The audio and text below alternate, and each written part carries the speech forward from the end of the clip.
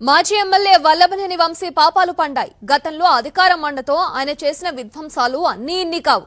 తనను ఎవరూ ఏం చేయలేరన్న అహంకారంతో గత 5 ఏళ్లలో చేసిన విధ్వంసాలకు చెక్ పెట్టారు విజయవాడ పోలీసులు. వంశీని హైదరాబాద్ లో అరెస్ట్ చేశారు విజయవాడ పటమట పోలీసులు.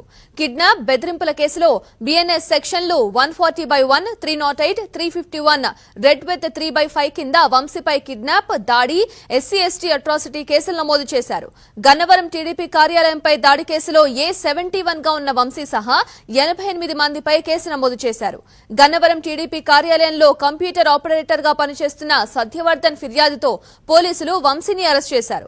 గతంలో నమోదైన కేసును వెనక్కి తీసుకుంటున్నట్లు అఫిడవిట్ ఇవ్వాలని, తనను కిడ్నాప్ చేసి బెదిరించారని ఫిర్యాదు చేశారు సత్యవర్ధన్. దీంతో పోలీసులు కేసు నమోదు చేశారు. ఇక హైదరాబాద్ రాయదుర్గంలోని మై హోమ్ భుజాలో పోలీసులు ఆయన్ను అరెస్ట్ చేసి విజయవాడకు తీసుకువెళ్లారు.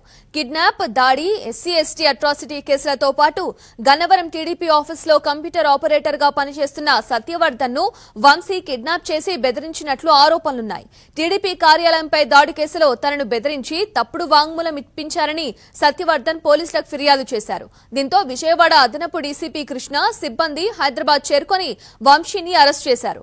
మరోవైపు వంశీని అరెస్ట్ చేస్తున్నట్లు ఆయన భార్యకు పోలీసులు నోటీసులిచ్చారు.